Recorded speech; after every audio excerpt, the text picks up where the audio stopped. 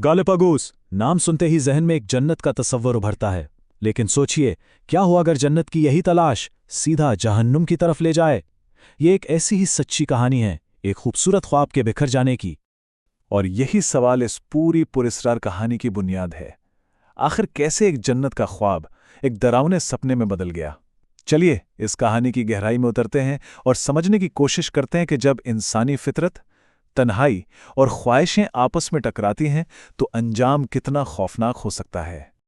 तो कहानी शुरू होती है पहली आलमी जंग के बाद। दुनिया एक बड़े माली बहरान से गुजर रही थी और इसी हालोमाल से तंग आकर एक फलसफी, डॉक्टर और उसकी साथी ने एक बहुत बड़ा फैसला किया, तहजीब से इस दुनिया से दूर भागकर अपनी एक अलग जन्नत बसाने का। ये थे डॉक्टर फ्रेडरिक रिटर। उनका फलसफा या कहें उनकी लाइफ फिलॉसफी बहुत सिंपल थी। असल सुकून मुश्किलें झेलने के बाद ही मिलता है, और इसी सोच ने, इसी जुनून ने उन्हें और उनकी पार्टनर डोरा स्ट्राउक को खींचकर गैलापागोस के एक बिल्कुल वीरान, अनजान जजीरे पर पहुंचा दिया। लेकिन उनकी ये अपनी बनाई हुई जन्नत, उनकी तन्हाई ज्यादा दिन तक कायम नहीं रहनी थी। जल्द ही वहां दो और ग्रुप्स आ पहुंचे और उनके आने से सब कुछ बदलने वाला था। पहले आए विटमर फैमिली, जो डॉक्टर रिटर के फलसफे से बहुत मुतासिर थे, और उनके बाद आई एक ऐश व इशरत की शौकीन, पुर-इसरार बैरनेस अपने दो लवर्स के साथ, जिनके मंसूबे इन सब से बिल्कुल अलग थे।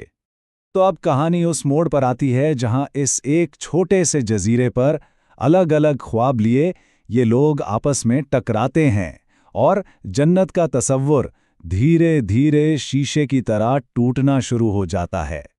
तो एक तरफ थे डॉक्टर रिटर और डोरा। उनके लिए जिंदगी का मतलब था सख्त मेहनत और खुद इन्हिसारी। फिर आए विटमर खानदान, जो उन्हीं के फलसफे पर चलने के लिए वहां आए थे। लेकिन मजाक की बात यह है कि रिटर को अपने इस आइसोलेशन में ये फॉलोअर्स बिल्कुल पसंद नहीं आए। वो तन्हाई चाहते थे, चेले नहीं। और फिर सीन में एंट्री हुई तीसरे ग्रुप की, और इस ग्रुप ने आते ही सब कुछ हिलाकर रख दिया। ये थी बैरनेस एलोइज, एक बहुत ही कैरिज्मेटिक औरत अपने दो लवर्स रॉबर्ट और रूडी के साथ। और उनका प्लान यहां जन्नत बनाना नहीं था, बल्कि अमीर लोगों के लिए एक लग्जरी होटल खोलना था। सोच बिल्कुल ऑपोजिट।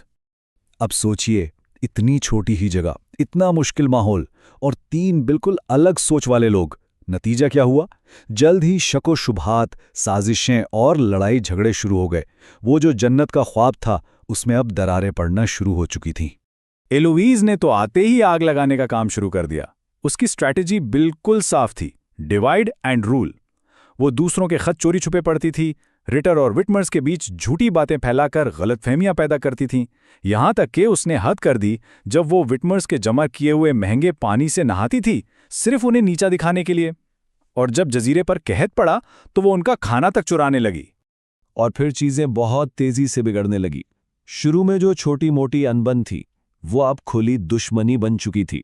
जुल्म की हद तो तब हो गई जब मार्गरेट विटमर अकेले अपने बच्चे को जन्म दे रही थीं और उसी वक्त इलोइस के लोग उनका खाना चुरा रहे थे। इलोइस का अपना होटल का ख्वाब भी टूट रहा था, और फिर जजीरे पर शदीद खुश्कसाली ने जैसे जलते पर तेल का काम किया। सबर के सारे बांध टूट चुके थे। लेकिन आग को भड़कने के लिए एक चिंगारी काफी होती है, और वो आखिरी चिंगारी थी एलोइस की एक और चोरी। एक मेहमान डॉक्टर रिटर के लिए खास खाना छोड़कर गया था, और एलोइस ने वो भी चुरा लिया। बस ये वो पॉइंट था जिसके बाद डॉक्टर रिटर का सब्र जवाब दे गया, और यहां से कहानी ने एक बहुत ही खौफनाक मोड़ लिया। तो अब जन्नत का वो ख्वाब हमेशा के लिए एक खूनी सच्चाई में बदल चुका था। अब जो होने वाला था वो इस कहानी का सबसे सियाह चैप्टर है। डॉक्टर रिटर और हाइंज विटमर दोनों के सब्र का पैमाना छलक चुका था। हथियार उठाए गुस्से से भरे वो एलोइज के कैंप पहुंचे। मकसद एक ही था, अपना चुराया हुआ खाना वापस लेना। लेकिन वहां बातचीत की गुंजाइश ही नहीं थी। जैसे ही वो पहुंचे, एलोइस का लवर रॉबर्ट बंदूक लिए सामने आ गया, और फिर जो हुआ, उसने इस झगड़े को एक खूनी, जानलेवा लड़ाई में बदल दिया। उस हाथापाई में हाइंज विटमर ने रॉबर्ट को चाकू मारकर मार डाला। उसके फौरन बाद डॉक्टर रिटर ने इलोइस को गोली मार दी। दोनों खत्म। उनका तीसरा साथी रूडी ये सब अपनी आंखों से देख रहा था, और फिर इन तीनों ने मिलकर दोनों लाशों को समुद्र में ठिकाने लगा दिया। 2 कत्ल हो चुके थे।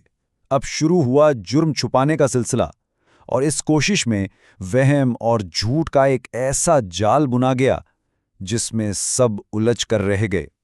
तो उन्होंने मिलकर एक कहानी बनाई। दुनिया को बताया गया कि एलोइस और रॉबर्ट अपनी मर्जी से जजीरा छोड़कर चले गए हैं। सबूत के तौर पर एक झूठा खत भी तैयार किया गया। लेकिन असलियत क्या थी? असलियत ये थी कि उन्हें कत्ल करके समुंदर में फेंक दिया गया था और अपनी जल्दबाजी में कातिल एक बहुत बड़ा सबूत पीछे छोड़ गए, एलोइस का सारा कीमती सामान। कौन अपना सब कुछ छोड़कर जाता है? लेकिन जुर्म में साथी कब तक एक दूसरे पे भरोसा करते हैं? जल्द ही उनके बीच वहम पैदा हो गया। खासतौर पर मार्गरेट विटमर को यह एहसास होने लगा कि डॉक्टर रिटर एक बहुत बड़ा खतरा है। वो किसी भी वक्त उसके शौहर हाइंस को इस कत्ल में फंसा सकता था। और उधर डोरा की हालत भी अजीब थी। वो जिस फलसफी शोहर के लिए सब कुछ छोड़कर आई थी, अब वो एक जुनूनी कातिल बन चुका था। उसकी शख्सियत बिल्कुल बदल चुकी थी। अपनी जान बचाने के डर से डोरा ने एक इंतहाई कदम उठाया। उसने रिटर को उन्हीं की बीमार मुर्गियों का जहरीला गोश्त खिलाकर मार डाला। अपने आखिरी लम्हों में रिटर ने डोरा को देखा और कहा, तुम कभी खुश नहीं रहोगी। एक बद्दुआ जो शायद सच हो गई। विटमर फैमिली को फौरन अंदाजा हो गया कि ये मामूली मौत नहीं, रिटर तो जहर दिया गया है। तो अब तक इस जजीरे पर कत्ल, झूठ और धोखे का खेल चल रहा था। अब वक्त था अंजाम का। आखिर सच सामने कैसे आया और इन सब का हिसाब कैसे हुआ? कुछ अरसे बाद जजीरे पर गवर्नर तहकीकात के लिए पहुंचा और आयरनी ये थी कि उसे बुलाया था खुद डॉक्टर रिटर के एक खत ने, जो उसने मरने से पहले लिखा था। शायद उसका प्लान हाइम्स को फंसाने का था। खैर, तहकीकात शुरू हुई। डोरा ने विटमर्स पर इल्ज़ाम लगाया, विटमर्स ने डोरा पर, लेकिन लाशें तो थी नहीं, तो सबूत के बिना केस कहीं नहीं पहुंच सका। तो आखिर में इस पूरी उलझी हुई कहानी का अंजाम क्या हुआ? देखिए, एलोइस और रॉबर्ट कत्ल कर दिए गए, उनकी लाशें कभी नहीं मिली। फलसफी डॉक्टर रिटर, उसे उसी की बीवी ने जहर देकर मार डाला।